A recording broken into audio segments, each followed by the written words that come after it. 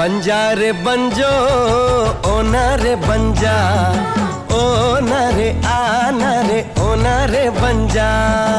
हमारी भी तमन्ना है कि तू डॉक्टर बन के हम सब गाँव वालन की सेवा करे। क्या तुम्हें प्रेगनेंसी है? मैं इस कमीने को नहीं छोड़ूंगा, चाहे कुछ भी हो जाए। ये गांव हमारा, ये गली हमारी, ये कस्बा हमारा, ये काम हमारा। जातिवाद को हमें घर घर में फैलाना है। आज के बाद इन जैसा कोई भी आया तो उसका यही अंजाम होगा। It's not question of good and bad. It's a question of win and defeat. UGC के नए नियमों के खिलाफ डीएमके के छात्र विंग के प्रदर्शन के साथ कांग्रेस और समाजवादी पार्टी खड़ी हुई है। राहुल गांधी और अखिलेश यादव ने कहा है कि केंद्र सरकार की ओर से बनाई जा रही नई नीति के कारण राजनीतिक उद्योगपतियों के हाथों गुलाम हो जाएगी।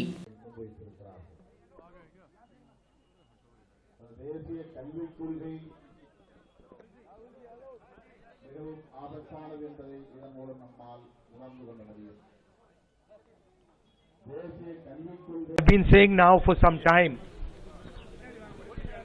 that the aim of the RSS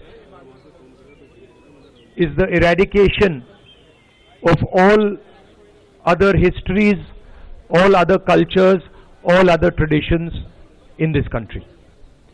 That is their starting point, and that is what they want to achieve. They attack the Constitution because they want to impose one idea, which is their idea, one history, one tradition, one language on this country. And this attempt that they're doing with the education system of the different states, this is just another attempt to push their agenda. Each state has its tradition, each state has its history, each state has its language, and that is why I keep saying that in the Constitution, India is called a union of states.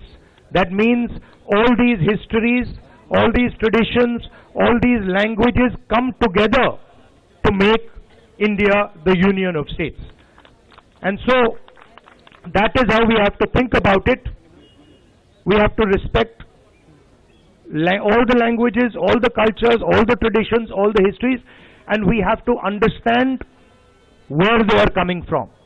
The Tamil people have a tremendous 3,000-4,000 year history. They have their language, they have their tradition, they've had their struggles, and doing this is an insult to the Tamil people and also to all other states where the RSS is trying to impose the hegemony. And I want every Tamil youngster to know this, that this is not just an educational move. This is not just the RSS placing vice chancellors on top of your universities. This is an attempt by the RSS to attack everything that you stand for, your history, your tradition, your language. And you must remember it and you must understand it in that spirit. We in the Congress Party and in the India Alliance are very, very clear, that every single state must be respected, every history, every language, every tradition must be respected, and all of them must be treated equally, not differently. In our manifesto, we already said that education will be brought back to the state list, and this is something we are committed to. And I want to tell my friends on the stage that we are in full support. देखिए, जो सपना दिखा रहे थे भारत देश को विश्व गुरु बनाने के, वो आज मौन क्यों हैं? और सरकार से कुछ सवाल हैं। सवाल सिर्फ ये नहीं कि अमेरिका से हालात के मारे भारतीयों को दासों की तरह बेड़ियों में जकड़कर अमानवीय परिस्थितियों में भारत भेजा गया। सोचिए आप, क्या सपना दिखाया रहा कि भारत विश्व गुरु बनने जा रहा है। और जो विश्व गुरु बना रहे थे वो आज सब मौन हैं। हमारा विदेश मंत्रालय क्या कर रहा था और क्या कर रहा है आज? सवाल ये कि महिलाओं और बच्चों को जो अपमानजनक परिस्थितियों में बचाने के लिए सरकार के पास क्या कामकाज है? तो एक तरफ तो वो जो हम अपनी अर्थव्यवस्था को कह रहे हैं कि हम दुनिया में यहाँ पहुँचे जा रहे हैं, वही ये अमानवीय व्यवहार हमारे भारत के नागरिकों के साथ हो रहा है। वो कौन सी परिस्थितियां थीं जब भारत से छोड़ करके जाना पड़ा इन लोगों को?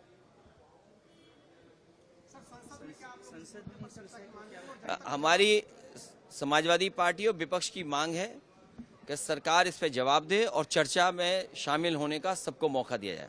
चुनाव आयोग से काफी नाराज हैं आप, इस बात को लेकर आपने कहा। मैं चुनाव से नाराज नहीं हूं। चुनाव आयोग को जो काम करना चाहिए चुनाव आयोग वो काम नहीं कर रहा है। मेरे हाथ में वो सूची नहीं है अधिकारियों की। मैंने कई मौकों पर आपके साथियों के माध्यम से ये हमेशा कहने की कोशिश की कि मिल्कीपुर का चुनाव अलग परिस्थितियों में और विशेष चुनाव होने जा रहा है। हमारा लोकतांत्रिक देश है, हम सभी प्रेस के लोगों को बुलाना चाहते थे उस चुनाव को देखने के लिए। न केवल अपने भारत के प्रेस के लोगों को बुला रहा था मैं, बल्कि अंतर्राष्ट्रीय प्रेस को भी मैं बुलाना चाहता था कि कम से कम हमारे लोकतंत्र में किस तरीके से मतदान होता है वो देखें और समझें आकर के।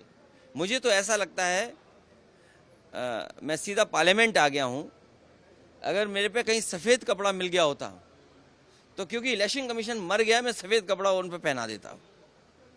आप सोचिए, अधिकारी जाति देख करके पोस्ट हुए हैं।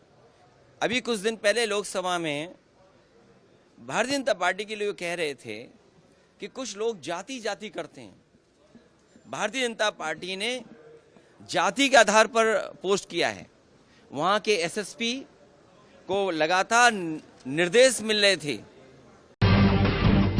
जब टूटती है आस, जब थकती है सांस, जब रूठते हैं अपने, मुंह मोड़ता है जमाना, जब अंगड़ाई लेता है संकल्प, फिर बनती है कहानी, बनते हैं अनमिट निशान। देखिए मेरे साथ संघर्ष की दास्तान।